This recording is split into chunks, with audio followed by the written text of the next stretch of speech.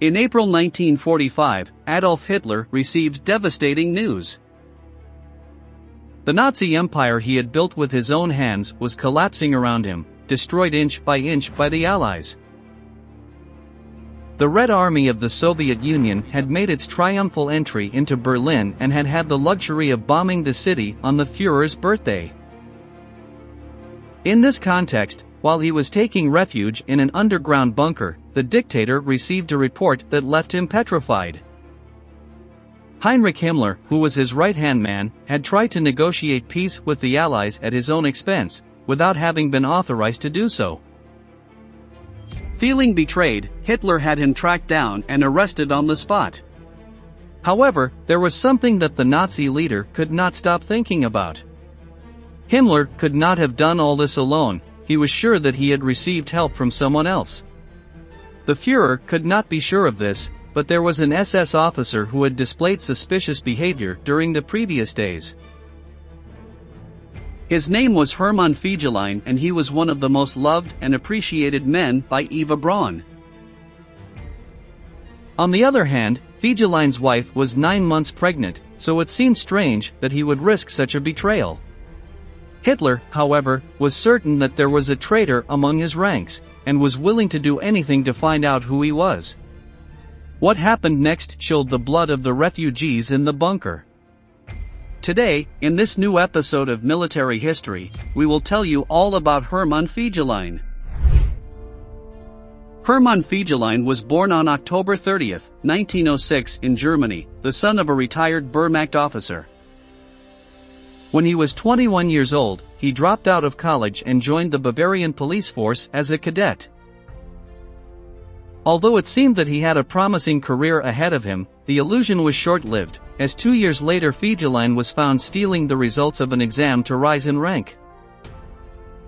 As expected, he was expelled from the police, although thanks to his father's connections the scandal was covered up so that it would not get any further. In this way, the official statement maintained that the boy had decided to voluntarily resign for family reasons. With nowhere else to go, our protagonist ended up in the National Socialist Party. Fegelein was tall, blond and blue-eyed, so he perfectly met the requirements to be considered a full-blooded German. This is how, in 1933, his entry into the SS was approved, the elite organization of Nazism, which only opened its doors to the most select members of the supposed Aryan race. Back then he dreamed of glory in the world of sports. His passion was horse riding, an activity with which he had been well acquainted from a young age. Although he tried to get into the German Olympic jockey team, he was rejected every time. Seeing his dream frustrated, he threw himself fully into promoting his career within National Socialism. Fegelein's greatest achievement was in getting close to Heinrich Himmler, the SS leader, and becoming one of his trusted men based on flattery. He was successively promoted through the ranks until, in 1939, on the eve of World War II, he was appointed commander of an SS cavalry regiment. Although he had never attended a military officer's school, he managed to instill discipline among his men and create strong bonds of camaraderie between them. When the war broke out, Fegelein and his unit were mobilized to Poland, where they were placed at the service of the Nazi police who were supervising the occupation of the country. The regiment was subdivided into small groups, whose task was to patrol the streets and keep the population at bay. On December 7, 1939, Fegelein's unit was involved in a war crime for the first time. Hitler had given the order to exterminate the Polish elite, a category that included aristocrats, intellectuals, political leaders, and priests. As a good follower of the Führer, our protagonist, seconded by his troops, led 1,700 people to the Campinos forest, located to the west of Warsaw. All of them were mercilessly massacred in a mass execution operation. From then on, Fegelein's regiment would be involved in various crimes against humanity perpetrated against the inhabitants of Poland. They included robbery, murder and rape of defenseless civilians, although in his official reports, the commander always argued that his troops' behavior was decent. Fegelein's crimes reached such a point that they were denounced by other German officers. In 1941 he was accused of having appropriated money from the army and of having murdered prisoners of war in order to appropriate their possessions. On the other hand, it was said that he had had sexual relations with a Polish woman, something that was strictly prohibited. Adding to the scandal, it was claimed that he had impregnated her and that, upon learning of it, he had forced her to have an abortion. Fegelein escaped harsh punishment thanks to the intervention of his protector, Heinrich Himmler, who cleared him of all charges. When the Third Reich launched to conquer the Soviet Union at the end of 1941, our protagonist was assigned there along with his entire regiment. In this period he was infamous for his role in the Pripyat massacres. A large number of Jews had hidden in that area of Belarus, a set of swamps that provided a good hiding place. Himmler ordered the SS to scour the region and capture all the Jews hiding there. Following the instructions of his boss, Fegelein had all males over the age of 14 shot. On the other hand, he commanded his forces to drown the women and children in the waters of the swamp. It is estimated that some 14,000 people were killed in this horrifying operation. Our protagonist continued fighting on the Eastern Front, participating in different battles against the Red Army and the Communist partisans. In September 1943 he was wounded by a Russian sniper, after which he was referred to a military hospital. Upon completion of his recovery, Himmler decided that he had proven his worth. He ordered him to return to Germany and appointed him as his liaison officer, to serve as a link between the SS and Adolf Hitler himself. That was how he entered the Führer's circle of trust and, through different dinners and social gatherings, he met his partner, Eva Braun. She was enchanted by Fegelein's friendliness and charisma, so she decided to introduce him to her younger sister, Gretel. For the SS commander, this was an opportunity to improve his social standing, and the two were married on June 3, 1944. This is how Fegelein became the brother-in-law of Adolf Hitler. However, his upward career was about to be shattered. At the beginning of 1945, it was clear that Germany would lose the war, and the Führer withdrew to a bunker with the Nazi staff. His brother-in-law was in that group, although, seeing Soviet tanks pouring into Berlin and shelling the city, he decided that he would not die in that gloomy dugout. Fegelein left the hideout under the excuse that he was leaving on a brief reconnaissance mission, although the truth was that he planned to leave the country. Seeing that he did not return, a patrol was sent to find out what had happened to him. They found him hiding in his Berlin apartment, dressed in civilian clothes, drunk and about to leave for Switzerland. He had with him copious amounts of cash and his wife's jewelry. Heinrich Himmler's documents were also found in his briefcase, containing details of his plan to make peace with the Allies. The patrol took him back to Hitler's bunker, where he was confined to a cell until his situation was clarified. As we told you at the beginning of the video, it was at that very moment, on the night of April 28, 1945, that the Führer learned of Himmler's betrayal. After ordering the arrest of the SS leader, the dictator set about discovering his accomplices. Naturally, his suspicions turned to his brother-in-law, who had tried to flee the country and who also had incriminating documentation in his briefcase.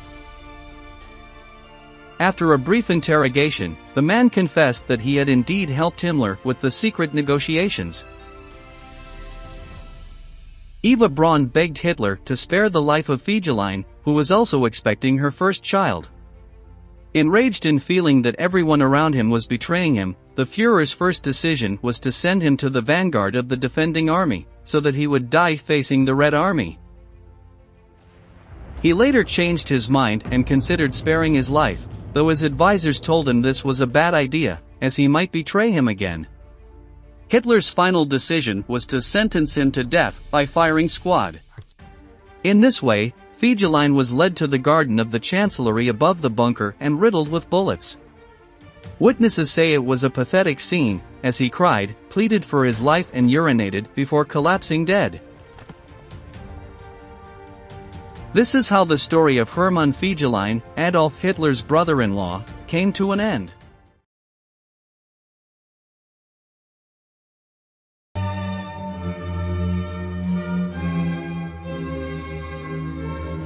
If you want to know what Hitler is thinking, you should look at what Himmler is doing. No one interprets and understands Hitler's desires in racial policy with a better track record of accuracy than Heinrich Himmler.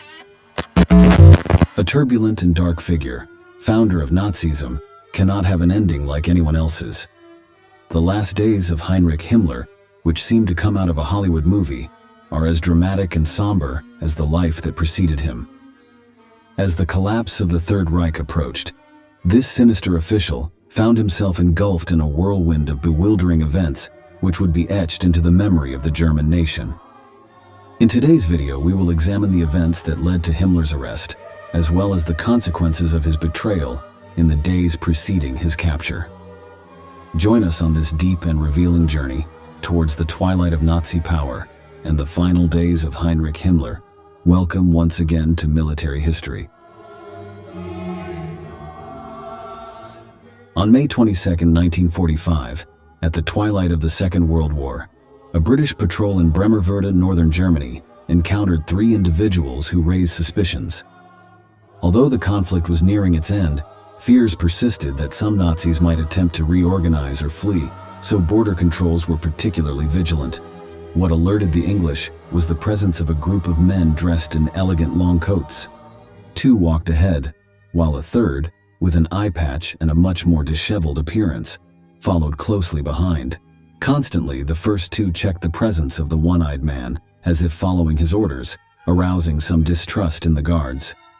Due to this suspicion, the suspects were detained. As they were taken to a checkpoint, the British guards requested their documents. The 3 detainees presented a form that German soldiers used to receive at the end of the war, detailing names, ranks, and dates of birth. The document of the man wearing the eye patch indicated that he was a sergeant named Heinrich Himmler. The subject, trusting in his low rank and the apparent authenticity of his document, hoped to go unnoticed. However, there was a very particular stamp on the paper. This mark would be the condemnation of the impostor, as British intelligence associated it with members of the SS trying to escape. The order from the Allied forces was clear: to detain at all costs anyone carrying that stamp on their document and those accompanying them. In this way, the 3 travelers were delayed. And the next day, the men were transferred to a detention camp. At that moment, Himmler, perhaps fearing that his false identity would not last long, desperately requested to see a higher-ranking officer. Unexpectedly, he removed the eye patch and revealed his real name. He claimed to be Heinrich Himmler, the leader of the SS and a key architect of the Holocaust. The British, completely stunned, began the interrogation to confirm his identity. If he was telling the truth, they were facing one of the most powerful men of the Reich, one of the most evil people of the 20th century. Before we discover if the man with the eye patch was indeed who he claimed to be, let us now tell you who Heinrich Himmler was, one of the most sinister men in modern history. Born on October 7, 1900, in Munich, Bavaria, into a conservative Catholic middle-class family, this dark figure would play a crucial role in the gestation and consolidation of the Third Reich. Himmler completed his secondary education in Landshut in July 1919, and during his time there he joined a fraternity of German nationalist students. With this group, he immersed himself in reading Völkisch literature, a racist nationalist literature prevalent in the German far right during the interwar period. He then attended the Technical University of Munich, where he studied agronomy. There is no evidence of significant Nazi activities during his university years, but the seed of a sectarian person was beginning to emerge in some of his actions. By obtaining his university degree in August 1922, Himmler had already become a fervent discriminatory nationalist and political activist. Himmler, who came across as this sort of rather weak person, was in fact one of the most evil and one of the strongest people in the creation of this racial horror nightmare that was created by Nazi Germany. In August 1923, he joined the National Socialist Party and devoted the rest of his life to the Nazi cause. On November 9, 1923, Himmler participated in a famous proto-Nazi assault and demonstration alongside Adolf Hitler, Ernst Röhm, Hermann Göring, and other future leaders of the Reich, which marked a milestone in his commitment to the totalitarian movement. In the tumultuous post-war period in Germany, the Weimar Republic struggled to stabilize from rampant inflation that pushed the nation to the brink of collapse. It was in this tumultuous context that Hitler and Himmler, backed by the SA, which were the Nazi stormtroopers of that time, decided to carry out the famous beer hall putsch. On the night of November 8th, they stormed a meeting at the Burger Bräukeller, a brewery in Munich, where the Bavarian leader Gustav von Kahr was speaking to a diverse audience.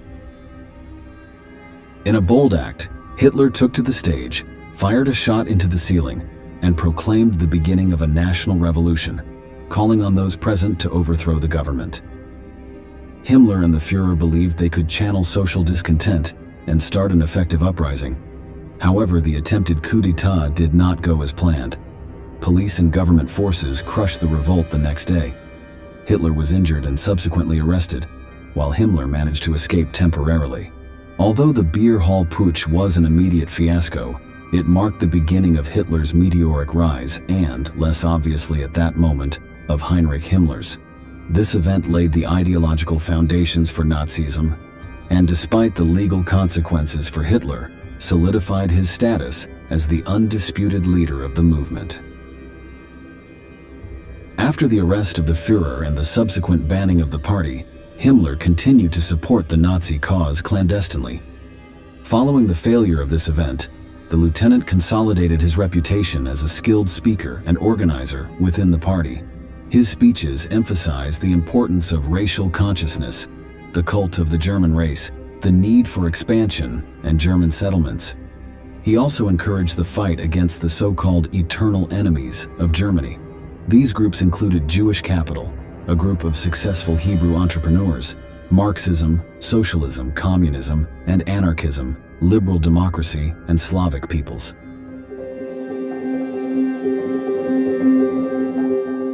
His dedication and loyalty caught Hitler's attention, who, after his release, selected him to lead the SS on January 6, 1929. It was an organization that originally served the purpose of the personal protection of the Nazi leader. With Himmler at the helm, these paramilitary forces evolved from a simple escort unit into a vast and fearsome organization, involved in activities ranging from the internal security of the Führer himself to the management of concentration camps. Himmler stood out for his ability to organize and administer the regime's power efficiently, thus contributing to the growth and influence of the SS within the structure of the Third Reich. At that time, the SS had a modest figure of 280 members.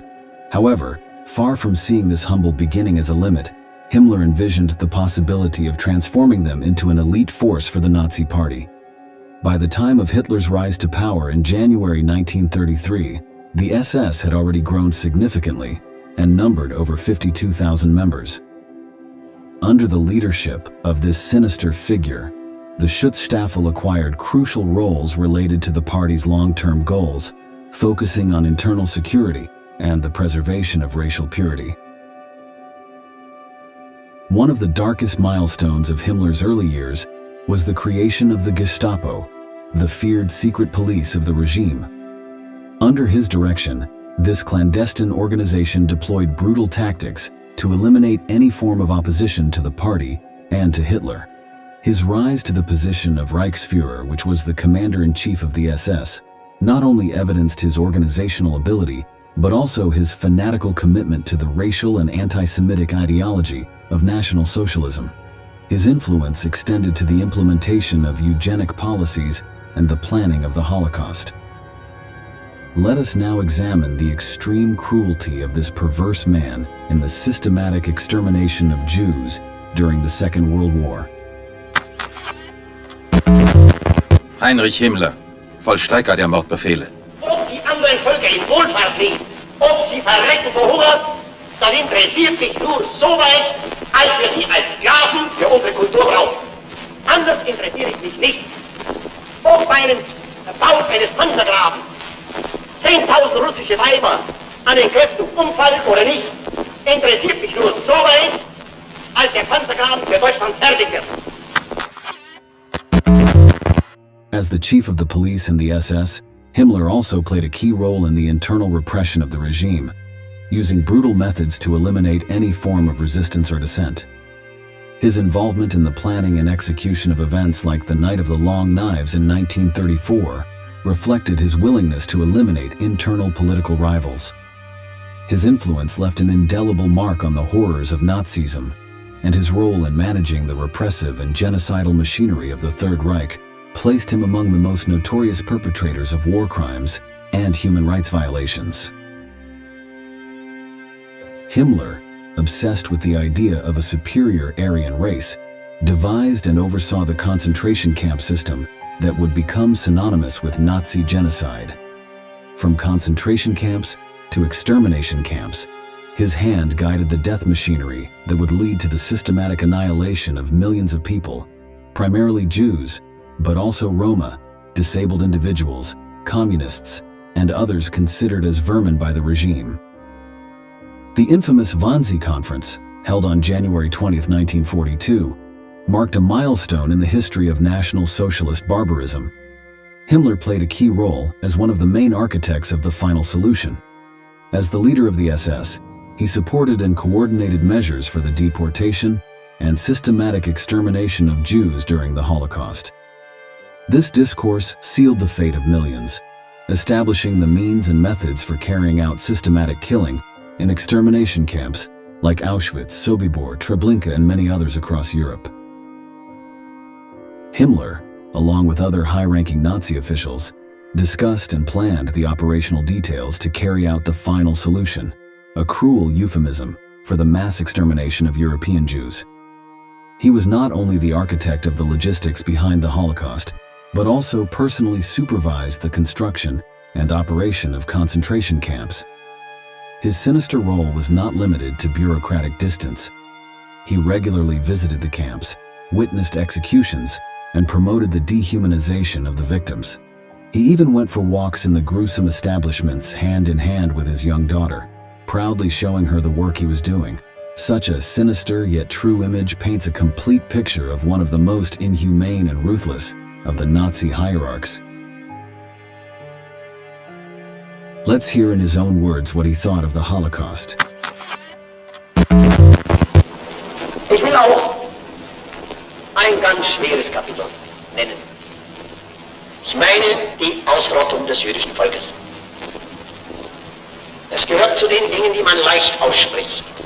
Das jüdische Volk wird ausgerottet. Das hat in jeder Partei genossen. Ganz klar steht in unserem Programm drin. Ausschaltung der Juden, Ausrottung machen wir Kleinigkeiten. Von euch werden die meisten wissen, was es heißt, wenn 100 Leichen besser wie je. Wenn 500 da liegen oder wenn 1000 da liegen. Und dies durchgehalten zu haben und dabei anständig geblieben zu sein, ist ein niemals genanntes und niemals zu nennendes Ruhmesblatt. As the Second World War drew to a close, Himmler found himself increasingly trapped in the spiral of Nazi decline. In April 1945, with enemy forces inexorably advancing towards Berlin, he sought to negotiate the surrender of the Third Reich with Great Britain and the United States. In secret, he initiated peace talks with the Western Allies and, surprisingly, even attempted to negotiate with the Jews through Count Folke Bernadotte, a Swedish diplomat. However, his efforts were in vain as the Allies insisted on unconditional surrender. The gravest aspect of the negotiation for Himmler was not the Allies' refusal, but rather that this agreement was carried out behind the Führer's back. The betrayal of Hitler was plotted in secret, as a conspiracy to seek a way out of the inevitable collapse of the Third Reich. His most loyal follower from the beginning desperately sought to avoid the consequences of war crimes and impending trials with the German defeat. He sought to establish a peace agreement that would preserve his own life. In the winter of 1944 and 1945, he devised using prisoners from concentration camps as bargaining chips to initiate such talks. However, Himmler's attempts proved futile as the Allies refused to negotiate with someone so closely tied to Nazi crimes. The news of the negotiations reached Hitler during the advance on besieged Berlin on the night of April 28th to 29th, 1945. In one of his last official acts, Hitler dismissed Himmler from all his positions and ordered his arrest. Furious at his attempt to negotiate an agreement, he considered treason at a critical moment for the Third Reich. This episode shed light on the internal tensions within the Nazi elite and the desperation that gripped some of its top leaders as they faced imminent collapse. Himmler's betrayal of Hitler once again revealed the complexity of the decisions that marked the end of a dark era in world history. Faced with imminent defeat, Himmler tried to conceal his identity and escape Allied justice, but he not only wanted to save his own skin. Amidst the chaos and decay of the Third Reich, the family of this Nazi hierarch was in a precarious situation. Himmler's wife and daughter Margaret and Gudrun were caught in the regime's impending downfall. Himmler was desperate to protect them, so he attempted to make secret deals to ensure their safety. The SS chief's efforts aimed to seek a pact that would guarantee their survival, so he explored diplomatic options. However, he could not prevent the consequences of his actions from falling upon his family. After the German defeat in World War II, the Allied authorities detained the two women. Margaret was released after a short period of detention. After the war, she led a more discreet life and tried to distance herself from the infamy associated with her husband's surname. Gudrun, who was a teenager at the time, was released later and became a controversial figure in the post-war period. She associated with neo-Nazi groups and far-right organizations. Her life was marked by the defense of her father's ideas. This episode, in the midst of the last days of the Third Reich, sheds light on the complexity of family relationships within the Nazi hierarchy, and it gives an account of the desperate decisions that some of its leaders made to try to preserve their loved ones. On May 10, 1945, after the final fall of Berlin to the Soviet forces, he undertook a desperate escape from Flensburg. There, he tried to go unnoticed, disguised as a member of the Geheime Feldpolizei, the Wehrmacht's secret police. He shaved and wore various disguises to avoid being recognized. He adopted the alias Sergeant Heinrich Himmler and undertook a clandestine journey. This attempt to escape Allied justice evidenced the cowardice that characterized the key architect of the Holocaust throughout his life. Himmler's escape was a plot of deception and stratagem, but his luck changed on May 22nd, as we previously narrated on the strategic bridge that connected the cities of Hamburg and Bremen. This capture was considered a victory for the Allied forces, as they had captured one of the most important figures in the Reich.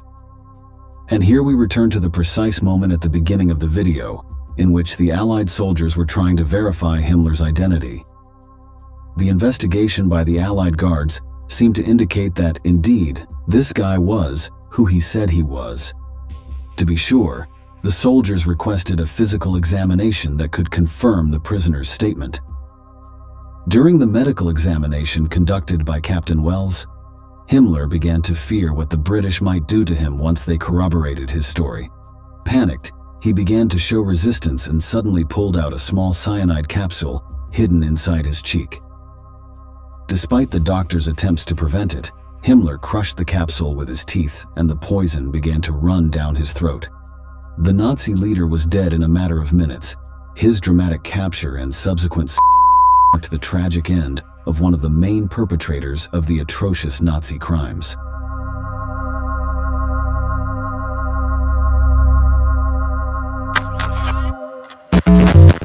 once most powerful man after Hitler, joins the army of defeated German soldiers. He is sent to a British camp for German prisoners of war, further unrecognized. Then he reveals his identity and is taken to the headquarters of the British Security Service in Lüneburg. A military doctor is to examine him. As the doctor checks his mouth, Himmler bites down on a cyanide capsule. The murderer of the century dies on May 23, 1945. His body is buried by the British near Lüneburg. The exact spot is unknown.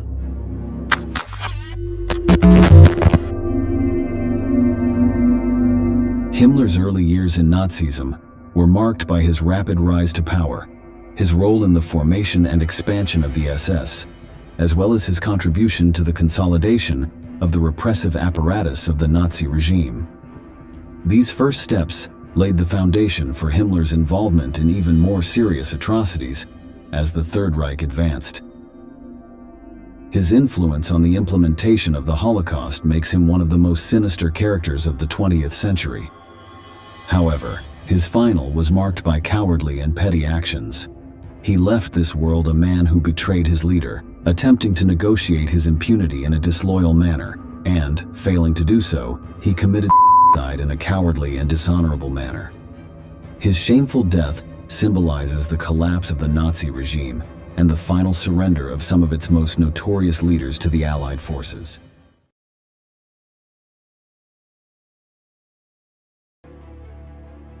In the 1990s, a series of events linked to the Second World War caused an earthquake in Italian public opinion.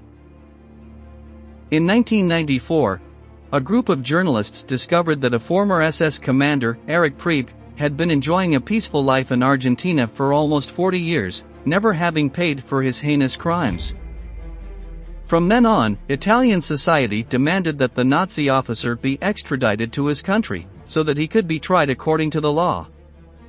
At the same time, the court summoned Karl Haas, a former spy for the Third Reich, who was now an 84-year-old man. Haas had been a collaborator of Priebke's as well as one of the most unscrupulous members of Hitler's intelligence service and, in his most powerful years, was responsible for the deportation of hundreds of people to concentration camps. Haas was offered a highly convenient deal. He was to give away Priebke's identity and in exchange would receive legal immunity, escaping conviction for his own crimes. The former spy accepted the deal and was taken into custody at a hotel in Rome, guarded by 2 police officers. However, one day before offering testimony on him, Haas had a change of heart, deciding that he would not say anything about Priebke. He waited until nightfall, when everyone was asleep, and went up to the first-floor terrace to elope. He only had to find a way down to the street, and he would escape justice forever. Today, in this new episode of Military History, we'll tell you everything about the Nazi spy Karl Haas and his crimes. Are you ready? Let's get started. Karl Haas was born on October 5, 1912, in Kiel, northern Germany. In his youth, he was attracted by the ideals of Nazism and the possibilities of social advancement offered by Hitler's political movement. In 1934 he joined the SD, the fearsome intelligence service of the SS, and there he began a successful career in the world of espionage. At that time, the director of the SD was Reinhard Heydrich, one of the main German hierarchs, who established that the main objective of the organization should be to monitor each and every one of the inhabitants of the Third Reich. Haas immediately stood out among the other agents for his talent for deception and his ruthless methods, which earned him promotion to the rank of captain. In 1943, Nazi German troops occupied Italy, and this was the time when Karl Haas achieved his greatest share of power. His superiors assigned him the task of setting up a network of radio operators and spies with the mission of sabotaging the military operations that the Allies were carrying out in the country. At the same time, Haas collaborated closely with SS commander Herbert Kappler, whom he helped arrest Jewish residents of Italy. The spy was responsible for the capture of approximately 1,000 Jews, who were deported to the Auschwitz concentration camp. One of the most important operations led by Karl Haas was the arrest of Princess Mafalda of Savoy, the daughter of the Italian King Victor Emmanuel III. Adolf Hitler held an immense grudge against the princess, since he considered that she did everything possible to hinder the war effort against the Allies. In fact, he once referred to her as the scavenger bird of the royal family, an expression that was endorsed by Joseph Goebbels. In 1943, the hierarchs of the Third Reich ordered Haas to arrest her and send her to Germany. To fulfill his mission, the spy took advantage of an occasion in which Mafalda was traveling through Bulgaria. Haas contacted the princess and asked her to go urgently to the German embassy, since her husband had left her an important message. Mafalda fell into the trap, and as soon as she entered the building she was arrested on charges of subversive activities. Her final destination was the Buchenwald concentration camp, where she was severely wounded in an Allied bombing raid. The princess died when doctors tried to amputate an infected arm.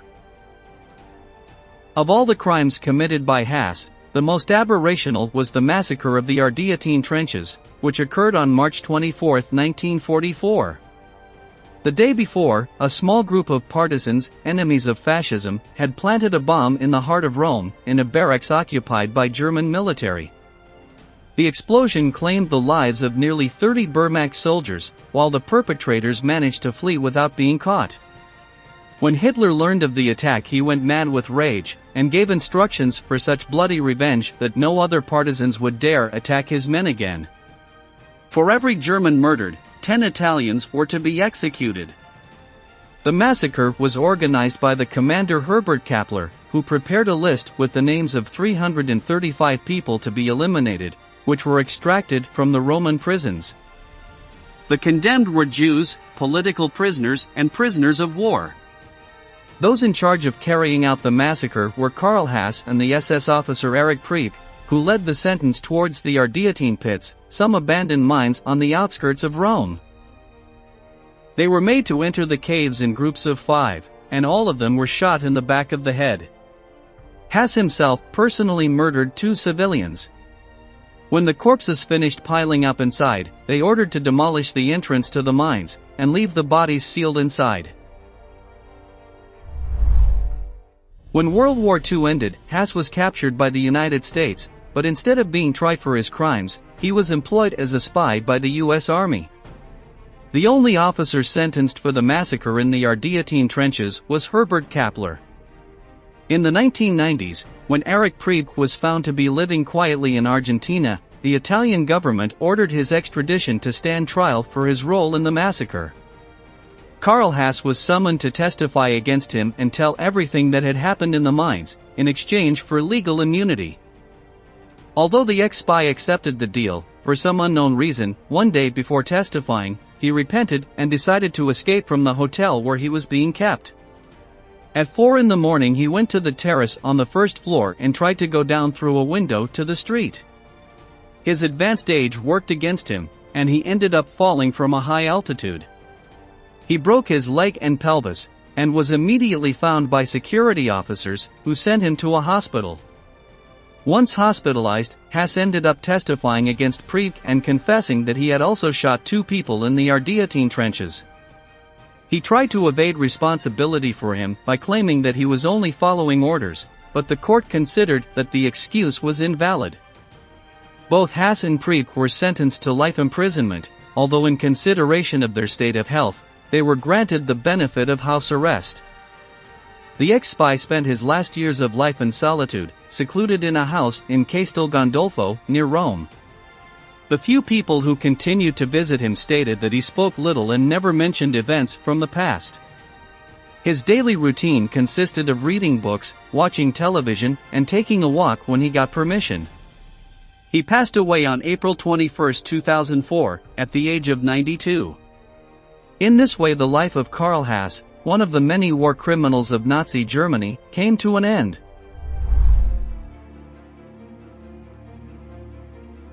Why do you think Karl Haas backed down at the last moment and tried to escape?